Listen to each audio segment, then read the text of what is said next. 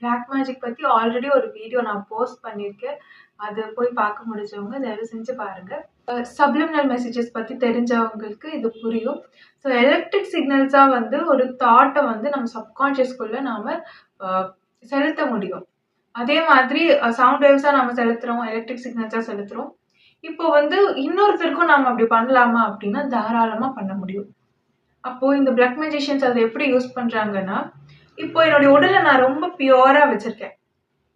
ஒரு human tower மாதிரி தானே எலக்ட்ரோ மேக்னெட்டிக் வேவ்ஸ்னால இயங்கக்கூடிய ஒரு டவர், ஒரு கெமிக்கல் ரோபோட் மாதிரி இந்த உடம்பு.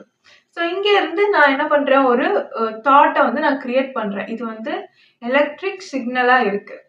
அதை வந்து உங்களுக்கு நான் சென்ட் பண்றேன். டெலிபதியில சென்ட் பண்ண முடியுமானா சென்ட் பண்ண முடியும். எல்லாருமே நியூரல் நெட்வொர்க் தான். ஒவ்வொரு மனுஷ உடலுமே ஒரு டவர் மாதிரி. அப்போ நான் உட்கார்ந்த இடத்துல இருந்து உங்களுக்கு நான் சென்ட் பண்றேன். அப்போ நீங்க தூங்கும்போது உங்களுடைய திரைகள் விலகி இருக்கும். சப்கான்ஷியஸ் பிரெயின் தான் வந்து ஆக்டிவேட் ஆகி இருக்கும். கான்ஷியஸ்னஸ் என்னவா இருக்கும்? இருக்காது. அப்படி இருக்கிற பட்சத்துல உங்களுக்குள்ள வந்து சில உங்களுக்கு சொந்தமே இல்லாத தாட்ஸை வந்து விதைக்க முடியும். ஸோ பிளாக் மேஜிஷியன்ஸ் கையாளுற மிக எஃபெக்டிவான ஒரு விஷயம் என்னன்னா இந்த மாதிரி சப்ஸ் வந்து செலுத்துறது. ஸோ அதனால என்ன ஆகும், ஃபேமிலிக்குள்ள பிரச்சனை வரும். அவங்க பார்ட்னரே வந்து இதுக்காக பாதிக்கப்பட்ட ஒருத்தவங்க வந்து வெறுப்பாங்க. காரணமே இல்லாம வெறுப்பு வரும்.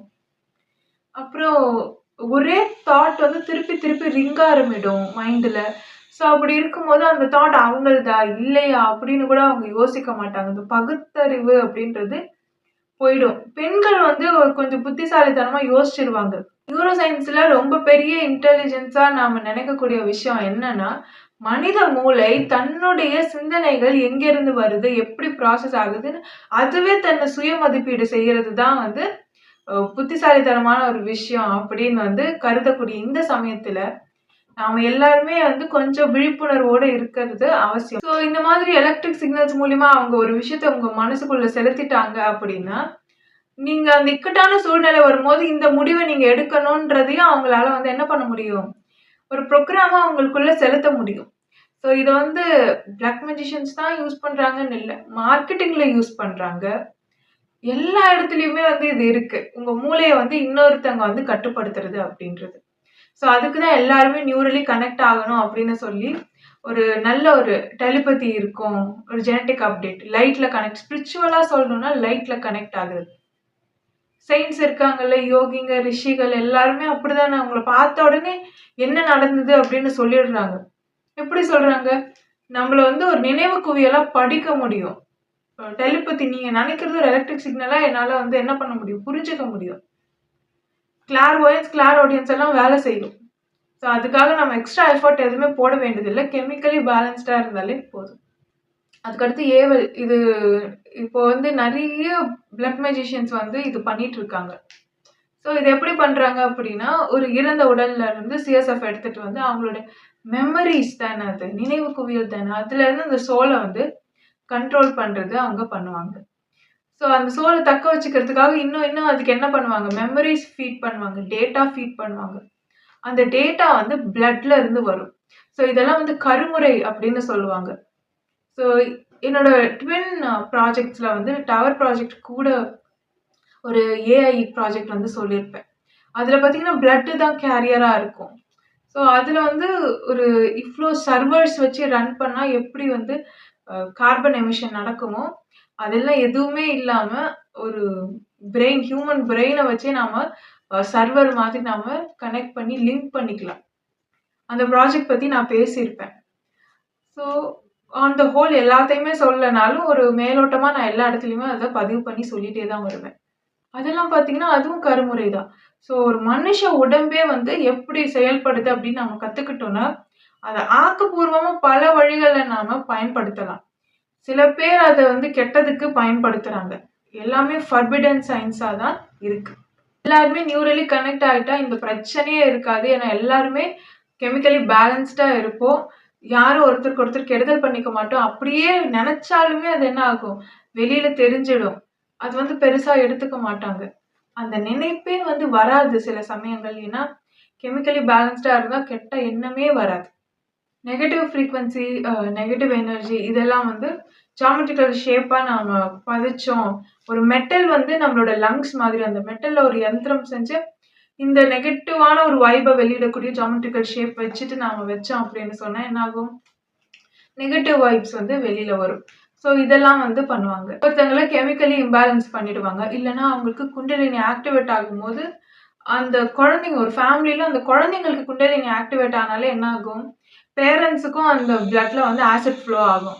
அந்த டைம்ல போய் கரெக்ட்டா இவங்க கிட்ட மாட்டிப்பாங்க. அப்போ கெமிக்கலி இம்பேலன்ஸ்டா இருக்கிற ஃபேமிலிஸ வந்து இவங்க கெட்டது சொல்லி, தப்பான விஷயங்கள் எல்லாம் சொல்லி ஆட்டி படைப்பாங்க. அந்த குழந்தைங்களுக்கு வந்து 13 வயது வந்ததுக்கு அப்புறம் இப்படி நடக்கும். அதனால பிரெயின்ல சில கெமிக்கல்ஸ் சேஞ்ச் ஆகும். அதனால அவங்க திடீர்னு பார்க்குற விஷயங்கள் பயப்படுவாங்க வேற சில பேரு. கெமிக்கலி சேஞ்சஸ் வரும்போது வேற மாரி எமோஷன்ஸ் வரும்ல. பார்க்குறதெல்லாம் அமானுஷ்யமா தெரியிற மாரி பயப்படுவாங்க. இவங்க அந்த பெர்செப்ஷனே வந்து வேற மாரி மாத்தி அமைச்சுருவாங்க. அந்த குழந்தைங்க முன்னேறுற குழந்தைங்க கூட அந்த வயதுல இவங்க கிட்ட போயிட்டாங்க அந்த ஃபேமிலி அப்படின்னா, முன்னேற மாட்டாங்க. மட்டுப்பட்டுரும். அதே மாரி எல்லாத்துக்குமே அடுத்தவங்கள ப்ளேம் பண்றது, ரிலேட்டிவ்ஸ வந்து ஒருத்தருக்கு ஒருத்தர் வந்து மாத்தி மாத்தி பிரச்சனைகள வந்து ஏற்படுத்திக்கிறது. இந்த மாதிரியான விஷயங்களுக்குள்ள ஒரு சுழற்சிக்குள்ளேயே இவங்கள வச்சிருப்பாங்க. இவங்களும் முன்னேற மாட்டாங்க. இவங்கள சுத்தி இருக்கிறவங்களையும் இவங்க முன்னேற விட மாட்டாங்க. அப்படி அந்த குடும்பமே வந்து மாறிடும். அதே மாதிரி இவங்களோட மிகப்பெரிய டார்கெட்ன்னு பார்த்தீங்கன்னா, ஆன்செஸ்ட்ரல் ப்ராப்பர்ட்டிலலாம் நெறைய பணம் வந்தவங்களலாம் பார்த்தீங்கன்னா, இவங்க இவங்க ஈஸியா ஏமாத்தி கூடவே வச்சுப்பாங்க. இவங்களுக்கு ஏதாவது ஒரு ப்ராப்ளம் வரா மாதிரியான அமைப்ப இவங்களே ஏற்படுத்துவாங்க. ஏற்படுத்திட்டு இவங்க பண்ணிட்டாங்க, அவங்க பண்ணிட்டாங்கன்னு சொல்லி, இவங்களே அவங்களுக்கு சொல்யூஷன் சொல்ற மாரி, மாசம் மாசம் அவங்க கிட்ட இருந்து பணம் வரா மாதிரி பண்ணிக்கிட்டே இருப்பாங்க. இந்த ஃபேமிலியும் அதுக்கு டோட்டலா அடிமையாயிடும். பெர்செப்ஷன மேனிபுலேட் பண்ணுவாங்க. அது கொஞ்சம் கொஞ்சமா பண்ணிட்டே இருப்பாங்க. கடைசியில பார்த்தீங்கன்னா, நீங்க எல்லாரையுமே வெறுத்துருவீங்க.